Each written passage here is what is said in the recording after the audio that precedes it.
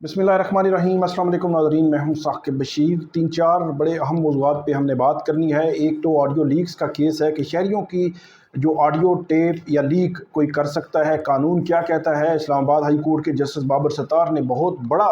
हुक्म जारी किया है और इस हुक्म में वफाकी हुकूमत को दिफाई पोजीशन पर जो है खड़ा कर दिया है, और जो सर्विस प्रोवाइडर्स हैं, जो टेलीकॉम ऑपरेटर्स हैं, उनके हवाले से भी बहुत अहम ऑर्डर जो है वो आया है। खुफिया एजेंसियों के हवाले से भी अदालत ने जो है वो रिपोर्ट्स मांग ली हैं। इस ऑर्डर का अहाता आपके सामने रखेंगे, इसका क्रक्स जो आपके सामने रखेंगे कि जस्टिस बाबर सत्तार ने बुनियादी तौर पर कहा क्या है। इसके अलावा हम बात करेंगे कि मिलिट्री कोर्ट्स का जो मामला है, वो केस है, वो सुप्रीम कोर्ट के लिए एक बहुत बड़ा इम्तिहान जो है वो बन चुका है। वो कैसे इम्तिहान बन चुका है, इद्दत केस अब कब टेकअप होगा, हद के इज़्ज़त के जो कवानीन बनाए जा रहे हैं उस पर भी बात करेंगे, और इंतखाबी धांधली के केसेस भी आइंदा हफ्ते इस्लामाबाद हाई कोर्ट के election tribunal justice Tariq Mahmood Jahangiri की अदालत में लगे हुए हैं। उससे पहले जो है वो क्या जो है वो डेवलपमेंट हो सकती है, इस सारे तनाजुर पे हम बात करेंगे। सबसे पहले मिलिट्री कोर्ट्स पे बात कर लेते हैं। मिलिट्री कोर्ट पर चीफ जस्टिस उमर अताब बंदयाल थे। जब उन्होंने ये केस सुना, इब्तदाई तौर पर उन्होंने जो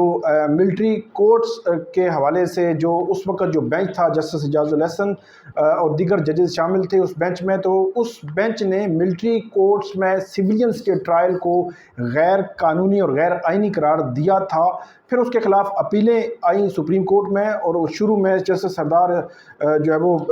उनकी जानिब से जो बेंच ने ये केसेस सुने, और शुरू में ही उस पर स्टे जो है वो ग्रांट कर दिया गया, और ये कहा गया कि जो ट्रायल मिलिट्री कोर्ट्स में चल रहे हैं वो कंक्लूड कर सकते हैं, फैसला नहीं दे सकते। तो ये बात है, जब फैसला आया था जब सुप्रीम कोर्ट का, वो अक्टूबर की बात है। फिर उस पर जो स्टे ग्रांट हुआ वो दिसंबर में ग्रांट हुआ, और दिसंबर से लेकर अब जून आ गया है। जून तक ये मामला आगे नहीं बढ़ सका, और ये अदलिया का इम्तिहान इस लिहाज से है कि क्योंकि पहले 103 या 104 लोग थे, अब 20 लोग जो है वो छोड़ दिए गए थे पिछली ईद से कबल सुप्रीम कोर्ट के कहने पर। अब 84 जो है वो लोग इस वक्त भी अफराद मौजूद हैं। ये 84 लोग नहीं हैं बल्कि 84 केसेस हैं जो सुप्रीम कोर्ट के सामने हैं, और सुप्रीम कोर्ट को अल्टीमेटली इनको डिसाइड करना है इस मामले को, इस क्वेश्चन ऑफ लॉ को, कि सिविलियंस के ट्रायल वहाँ पे मिलिट्री कोर्ट्स में हो सकते हैं या नहीं हो सकते। लेकिन ये मामला जो है वो लटकता जा रहा है, और अदलिया का इम्तिहान इस लिहाज से है कि यही लोग अगर कल हाई कोर्ट्स में इनकी अपीलें आई, ये बरी हो गए, तो जो सजाएं इन्होंने काट ली, जितनी कस्टडी में रहे, हिरासत में रहे, इसका जिम्मेदार कौन होगा।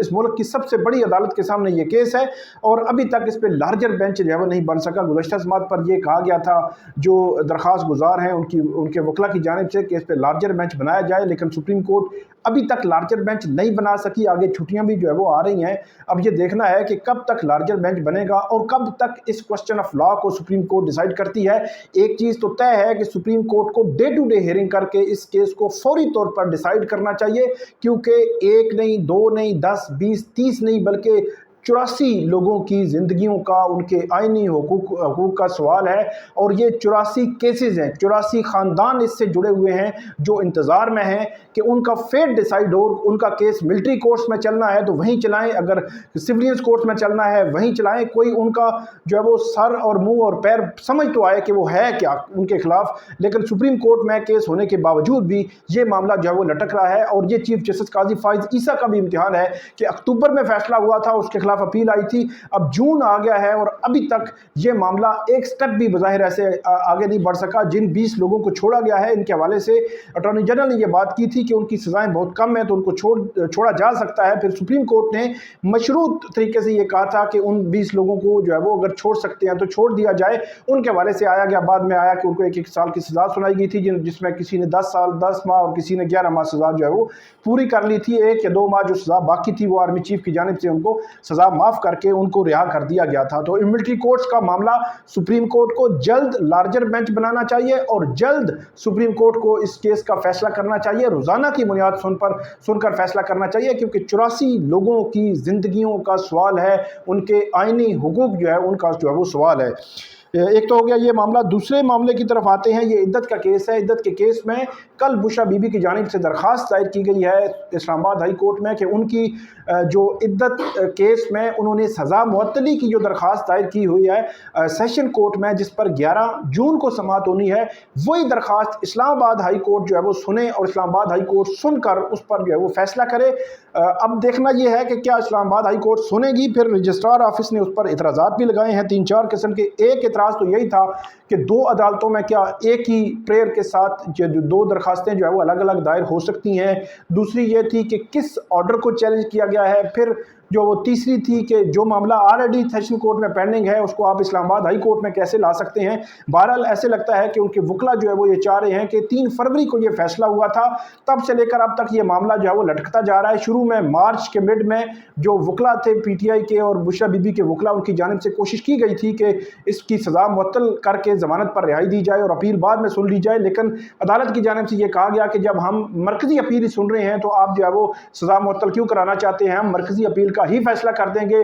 پھر مارچ گزرا، اپریل گزرا، پھر مئی گزرا اور 29 مئی کو ہم نے دیکھا کہ وہ ہوا جو نہیں ہونا چاہیے تھا۔ وہ ایک غیر معمولی صورتحال جو ہے وہ اس نے جنم لیا اور خبر مانیکا نے شور ڈالا، اعتراض کیا، جج پر اعتراض کیا کہ ہمیں آپ پر اعتماد نہیں ہے، اور اس کے بعد جج جو ہیں شاہ رخ ارجمند انہوں نے ریکیوز کر لیا، اگرچہ وہ ریکیوزل کی جو درخواست تھی پہلے ہی ڈیسائیڈ کر چکے تھے، مسترد کر چکے تھے۔ خبر مانیکا کے پاس کوئی ریمیڈی نہیں تھی کہ اسی عدالت میں دوبارہ سے وہ درخواست دیتا، بلکہ ہائی کورٹ میں اس نے جانا تھا، وہ ہائی کورٹ نہیں گیا، اسی عدالت میں شور ڈالا اور شور کی بنیاد پر عدالت نے ریکیوز کر لیا، اور یہ ایک بیڈ پریسیڈنٹ جو ہے وہ بظاہر پڑی ہے، کیونکہ اس طرح تو پھر ایک فلڈ گیٹ کھل جائے گا کسی بھی عدالت میں جو ماتحت عدلیہ ہے، کبھی بھی کوئی بھی جو ہے وہ اب کیس دوسرے کیس جو ہے وہ اپنے اپوننٹ کا لٹکانے کے لیے آپ شور ڈال دیں، شور کریں اور کہیں کہ مجھے آپ پر اعتماد نہیں ہے، اور جج کہے کہ بالکل ٹھیک ہے جی میں آپ کیس جو ہے وہ کسی اور کو بھیج دیتا ہوں۔ ایسا کبھی نہیں ہوا۔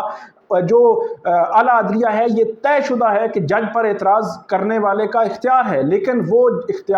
جج جو ہے وہ اعتراض مانتا ہے یا نہیں مانتا، وہ اس کا پھر اختیار ہو جاتا ہے، وہ جو اپلیکینٹ ہے اس کے ہاتھ میں کچھ نہیں رہتا۔ لیکن یہ ہوا 29 مئی کو وہ ریکیوزل ہوئی، پھر افضل مجوکا جو جج ہیں ایڈیشنل سیشن جج، ان کے پاس یہ کیس چلا گیا، انہوں نے اب 11 جون کے لیے رکھا ہوا ہے، لیکن ایسے لگتا ہے کہ عمران خان اور پی ٹی آئی کے وکلا نے یہ پلاننگ کی ہے کہ اب یہ کیس جو ہے وہ اسلام آباد ہائی کورٹ میں ہی رکھا جائے، اسلام آباد ہائی کورٹ کو کہا جائے کہ سزا معطل کر کے ضمانت پر جو ہے وہ رہائی دیں جو بشرا بی بی ہیں ان کا، اس کے بعد عمران خان کی ضمانت معطلی کی جو سزا معطلی کی درخواست جو ہے وہ دائر ہو سکتی ہے، اگرچہ سیشن کورٹ میں سزا معطلی کی عمران خان کی درخواست جو ہے وہ دائر ہو چکی ہے۔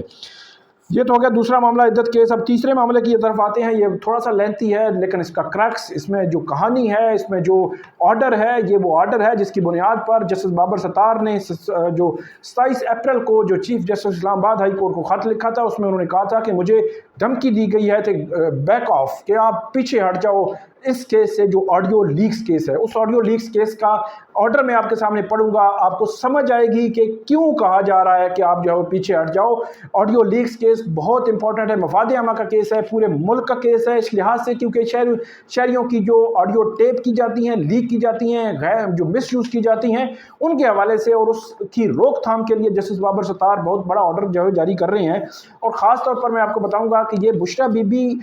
کی جو آڈیو لیکس تھی اس کا اور ثاقب نثار جو سابق چیف جسٹس ہیں ان کے بیٹے نجم ثاقب کا کیس تھا، لیکن اب یہ کیس اس سے باہر آ چکا ہے، یہ اب مفاد عامہ کا کیس بن چکا ہے۔ جسٹس بابر ستار کھوج لگا رہے ہیں، ان ڈیپتھ میں جا رہے ہیں، کون آڈیو ٹیپ کر سکتا ہے، لیک کرتا ہے، کون مس یوز کرتا ہے، کون جو ہے وہ نہیں کر سکتا، قانون کیا کہتا ہے، ساری چیزیں کھول کے وہ سامنے لا رہے ہیں۔ اس پہ بات کرتے ہیں کہ جسٹس بابر ستار نے ایک بڑا جو ہے وہ لیٹر لکھا ہے، آرڈر لکھا ہے 7-8 صفحات کا، اس کا کرکس میں آپ کے سامنے رکھوں گا کہ اس میں کہا گیا ہے۔ ایک تو جسٹس بابر ستار جو ہے وہ اس آرڈر میں لکھتے ہیں کہ F I A, I B, P T A ان کی جانب سے جواب جو ہے جمع کروائے گئے۔ ایڈیشنل اٹارنی جنرل نے بتایا کہ قانونی طور پر کوئی ادارہ اور کوئی ایجنسی، کوئی خفیہ ادارہ جو ہے وہ اس کو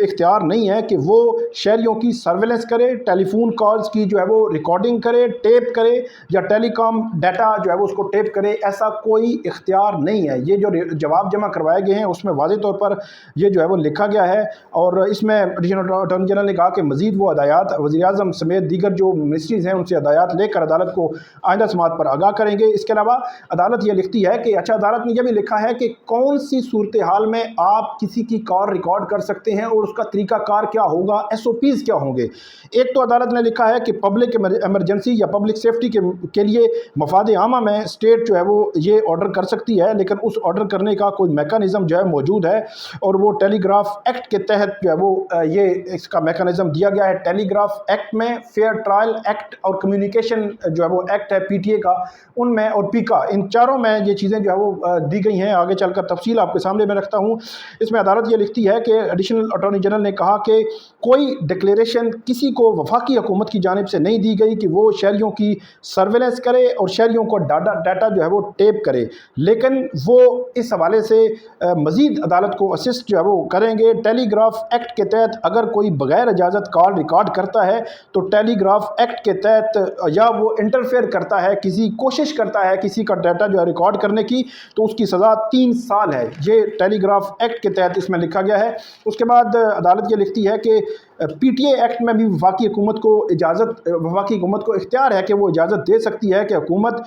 कौमी सलामती या किसी जुर्म के शुबा में कि कोई अप्रीहेंशन ऐसी हो कि कोई जुर्म जो है वो हो सकता है, तो उस जुर्म के शुबा में किसी की कॉल या मैसेजेस को रिकॉर्ड कर सकते हैं, लेकिन उसका पूरा SOPs हैं, उन SOPs के मुताबिक जो है वो ये किया जा सकता है। और लेकिन PTA के तहत कोई रूल्स आज तक नहीं बनाए गए, मतलब लॉ मौजूद है, रूल्स मौजूद नहीं है, तो फिर जो है वो उसका इस्तेमाल जो है वो आप देख लें कि कैसा हुआ होगा। जब रूल्स ही नहीं है तो इस्तेमाल जो है वो कहाँ होना है। तो अदालत ये लिख दिया कोई रूल्स नहीं है। अदालत ने इस हवाले से बताया एडिशनल अटॉर्नी जनरल को कि वफाकी हुकूमत ने ये रिपोर्ट जमा करा रखी है कि कोई इदारा या एजेंसी मजाज नहीं है कि शहरियों के फ़ोन कॉल मैसेजेस रिकॉर्ड करे या सर्वेलेंस उनकी करे। और इस हवाले से अदालत ने इसलिए याद करवाया कि लॉ में ये लिखा हुआ है PTA के ज़रिए वो कर सकते हैं, या टेलीग्राफ एक्ट के ज़रिए कर सकते हैं, पीका एक्ट के ज़रिए कर सकते हैं, कम्युनिकेशन एक्ट के ज़रिए कर सकते हैं, लेकिन फेडरल गवर्नमेंट तो कैटेगोरिकली ये कह रही है कि ऐसा जो है वो ऐसी कोई हमने ऑथराइज नहीं किया हुआ किसी बंदे को भी। उसके बाद अदालत लिखती है कि फेयर ट्रायल एक्ट के तहत ISI, MI या जो नेवल और एयरफोर्स की जो खुफिया इदारे हैं, पुलिस है, वो अदालत ने कहा है कि वो 20 ग्रेड का एक अफसर जो है वो नामजद करेंगे, और ये 20 ग्रेड का अफसर जो मुतलका मिनिस्टर हैं, मुतलका जो वज़ीर हैं या वजारत है, उनसे परमिशन लेंगे, और वो परमिशन होने के बाद वो दरख्वास्त जो है वो जाएगी हाई कोर्ट के जज के पास, और हाई कोर्ट के जज के वो होगा इस तरह के जितनी भी खुफिया इदारे हैं, पुलिस है, वो इसके तहत जो फेयर ट्रायल एक्ट है 20 ग्रेड का कम से कम जो है वो अफसर होगा इन तमाम खुफिया इदारों इंक्लूडिंग पुलिस का, जो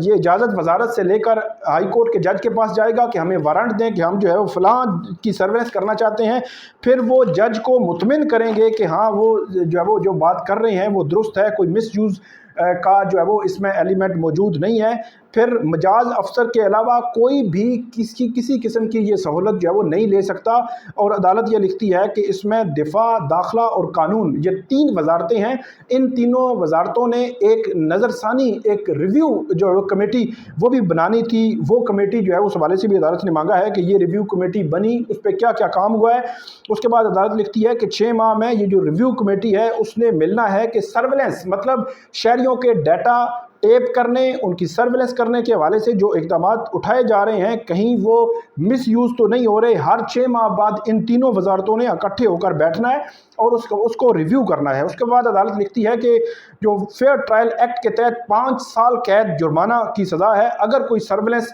गैर कानूनी करता है, गैर मजाज बंदा करता है और जिसको इजाज़त नहीं वो कॉल रिकॉर्ड करता है, तो उसको 5 साल कैद और जुर्माना की सज़ा है। उसके बाद अदालत ये लिखती है कि क्या फेयर ट्रायल एक्ट पर आज तक कोई अमल हुआ है, ये अटॉर्नी जनरल से अदालत ने पूछा, और क्या नज़रसानी कमेटी आज तक बनी है और क्या आज तक कोई रिक्वेस्ट जो है वो की गई है। तो इस पर एडिशनल अटॉर्नी जनरल ने कहा कि वो हुकूमत से पूछ कर बताएंगे, लेकिन जब से वो आए हैं तब से जो है वो ऐसी कोई रिक्वेस्ट जो है वो नहीं की गई। उसके बाद अदालत लिखती है कि पीका एक्ट के तहत भी गैर मजाज कॉल रिकॉर्ड करना जुर्म है, 2 साल इसमें सज़ा है, जुर्माना की सज़ा भी है। और अदालत ने लिखा कि क्या क्रिमिनल ये पूछा अदालत ने कि बुशरा बीबी के केस में या साकिब निसार के बेटे नजमुल साकिब के केस में क्या ایف آئی اے نے کوئی کرمنل جو ہے وہ اس میں کارروائی کے لیے یا جو کوئی اس میں انیشیٹ کی ہیں چیزیں اس پر، کیونکہ کرمنل ایکٹ تھا کہ کسی کی کال ٹیپ ہوئی، لیک ہوئی، مس یوز کیا گیا، تو عدالت کو بتایا گیا کہ نہیں ایسا نہیں کیا گیا۔ اور یہ بھی بتایا گیا کہ کمپلینٹ کی جو ہے وہ عدالت نے پوچھا کہ یہ بتایا گیا کہ کمپلینٹ نہیں تھی تو اس لیے ہم نے انیشیٹ نہیں کیا، تو عدالت نے کہا کہ کمپلینٹ کیا اسٹیٹ کو نہیں پتا کہ ایک کرمنل ایکٹ ہوا ہے اور خود جو ہے وہ اسٹیٹ اس کو دیکھے، یہاں کمپلینٹ کی جو ہے وہ کیا ضرورت تھی؟ تو اس پر وفاقی حکومت کے پاس کوئی جواب نہیں تھا۔ پھر عدالت نے یہ لکھا ہے کہ مارچ 2015 میں ایک جو مختلف جو اخبارات ہیں ان اخبارات پر، نیشن، ڈان، ٹریبیون، ان پر ایک خبر شائع ہوئی جس میں خبر میں یہ آیا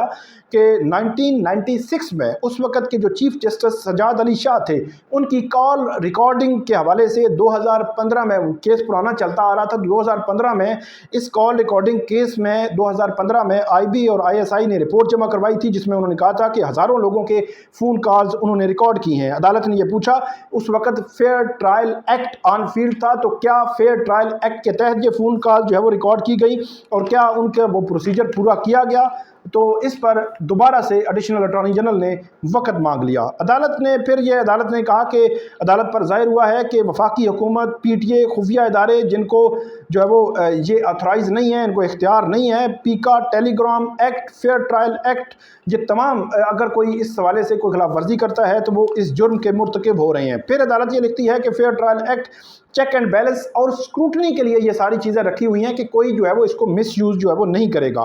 اس کے بعد عدالت لکھتی ہے کہ بادی النظر میں کوئی بھی آفیشیل، ایگزیکٹو، فیڈرل گورنمنٹ کے خفیہ ادارے یا پولیس کو اختیار نہیں ہے کہ وہ سرویلنس پاکستانی شہریوں کی فون ٹیپ کرے، ریکارڈ کرے اور سرویلنس کرے۔ قانونی طور پر ایسا کوئی اختیار نہیں جب تک کہ کسی کو اختیار نہیں دیا جاتا، اور اختیار دینے کے لیے ایک پورا میکانزم جو ہے موجود ہے۔ اس کے بعد عدالت لکھتی ہے کہ کوئی بھی انفرادی حیثیت میں ایجنسی، خفیہ ادارہ کوئی بھی سرویلنس جو ہے وہ اس حوالے سے نہیں کر سکتا، اور اگر ٹیلی کام آپریٹرز، ٹیلی کام کمپنیز ان کو سہولت دیتی ہیں تو وہ بھی قانونی طور پر جرم کی مرتکب جو ہے وہ ہو رہی ہیں اور جرم کی مرتکب ہوتی ہیں۔ عدالت نے لکھا ہے کہ آئندہ سماعت تک I B, I S I, police کسی قسم کی کوئی سرویلنس نہیں کرے گی، لیکن صرف اسی صورت میں سرویلنس کر سکتی ہے یا انٹرسیپشن کر سکتی ہے کہ وہ جو فیئر ٹرائل ایکٹ میں جو قانونی طریقہ کار لکھا ہوا ہے اسی قانونی طریقہ کار کے تحت وہ